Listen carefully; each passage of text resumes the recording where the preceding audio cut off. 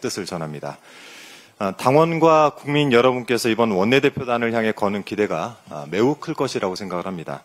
제2기 원내대표단 여러분께서 이재명 대통령과 또 국민 주권정부의 성공을 위해서 든든한 지원군이 되어주시길 바랍니다. 앞서 들으신 것처럼 오늘 이재명 대통령 내외께서 G7 정상회의 참석을 위해서 떠나는 캐나다로의 출국은 인수위도 없이 대통령 임기를 시작한 지 10여일 만에 떠나는 첫 순방입니다. 의장국인 캐나다의 초청을 받아서 참석하는 자리인데다 또 이재명 대통령님의 외교 데뷔전인 만큼 큰 기대와 관심을 모으고 있습니다. 이번 G7 순방은 대한민국 외교 역량 복원의 신호탄이 될 것입니다. 계엄과 탄핵 이후 처음으로 재가동되는 대한민국의 정상 외교에 세계 이목이 집중되고 있습니다. 지금 국제사회는 대한민국 민주주의의 회복 탄력성에 많은 관심을 보내고 있습니다. 빛의 혁명으로 정권을 평화적으로 교체한 진짜 대한민국을 세계에 선보이기에 이번 순방이 더없이 좋은 계기가 될 것으로 보입니다. 이재명 대통령께서는 이번 G7 정상회의에서 AI 에너지 연계 그리고 에너지 공급망 다변화 등에 대한 발언을 하실 것으로 알려지고 있습니다. 대선 당시 언급하셨던 K 이니셔티브의 비전과 전략을 국제사회에 소개하는 첫 무대가 될 것으로 보입니다. 1박 3일의 짧은 순방 일정 동안 국익 중심 실용 외교의 마중물을 잘 붓고 돌아오시길 바랍니다. 어제 국민의힘 윤상현 의원이 국회에서 기자회견을 열었습니다. 당내의 혼란스러운 상황을 우려해서 발언한 것으로 보이긴 하는데 그 과정에서 세 개의 특검법이 국회를 통과했고 정치 보복은 현실이 되었다라는 취지로 발언을 했다는 보도를 접했습니다. 지금 국민의힘을 비롯한 야당 일각에서 3대 특검을 정치 보복으로 규정하려고 하는 시도가 눈에 띕니다. 그런데 그 보복 프레임이 결국 자신들의 죄를 자백하며 자승자박하는 결과를 낳을 것이란 판단은 미처 하지 못한 것 같습니다. 통상 보복이라는 것은 남이 끼친 해를 되갚아 주는 것을 말합니다. 이 말뜻을 놓고 보면 국민의힘과 윤석열 정권이 해온 일들이 결국 이재명 대통령과 민주진영에 해를 끼쳤다라고 실토를 하는 셈이 되는 것 아니겠습니까? 내란 특검, 김건희 특검, 최병 특검, 이 세 개의 특검은 모두 위법적인 혐의점이 포착되었기 때문에 출범하게 된 것입니다. 이 점을 분명히 밝힙니다. 특검을 거부하는 자가 범인이다. 우리 사회 진리처럼 자리 잡은 이 말을 국민의힘은 명심해야 되겠습니다. 더불어민주당은 3대 특검에 억지 프레임을 씌워서 특검의 출범과 수사에 회방을 놓으려는 시도에 단호하게 대응해 나가겠다는 말씀드립니다. 이상입니다. 다음으로 김병주 최고위원의 발언이 있겠습니다. 원내 지도부 김병기호가 닷을 올렸습니다. 진심으로 축하합니다.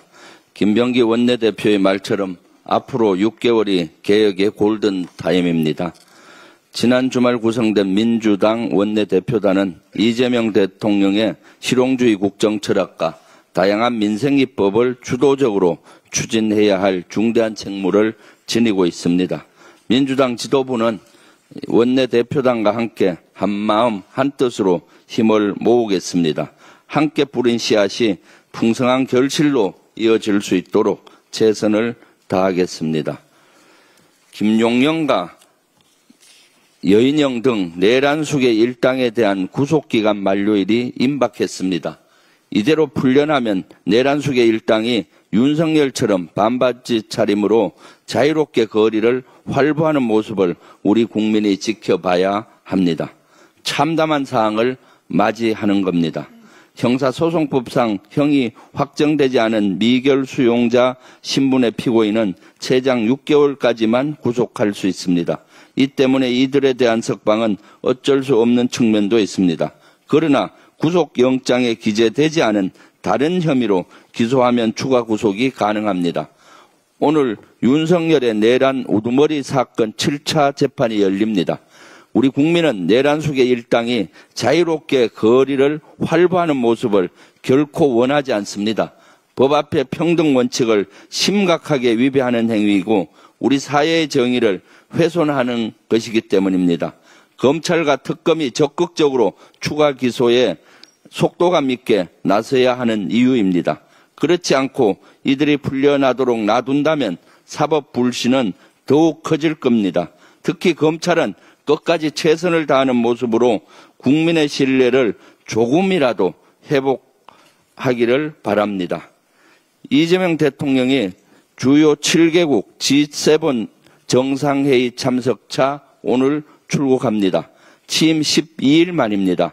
역대 대통령 가운데 가장 빠른 국제 외교 무대 데뷔입니다. 특히 이번 G7 정상회담은 12.3 계엄 이후 민주주의 대한민국이 돌아왔다는 메시지와 한국의 정상 외교가 복원됐다는 점을 국제사회에 알리는 중요한 출발점입니다. G7 회의를 계기로 한미, 한일 정상회담도 조율 중입니다.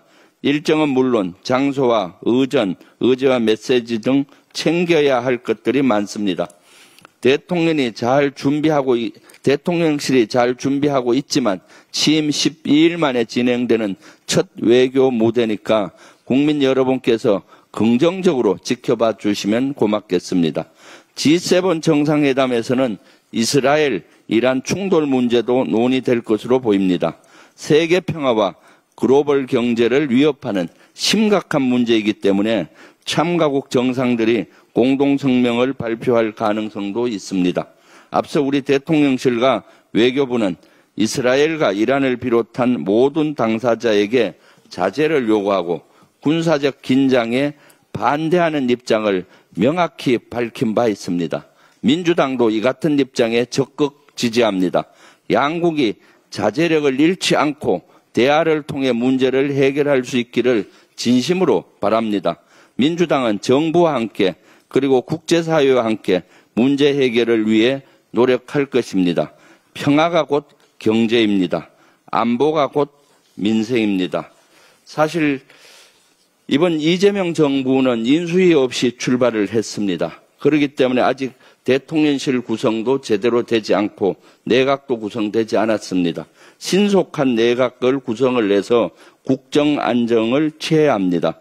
내란 청산을 통해서 경제위기 극복을 조속히 해야 합니다. 그럼에도 불구하고 국민의힘은 인사검증 명목으로 국정 발목 잡기 네거티브에 골몰하고 있습니다. 김민석 국무총리 후보자 인사청문회 기간을 연장해야 한다 등 이런 엉뚱한 소리들을 하고 있습니다. 국민의힘은 더 이상 이렇게 인사검증 명목으로 국정 발목을 잡을 것이 아니라 신속히 내각 구성하는 데 협조하십시오.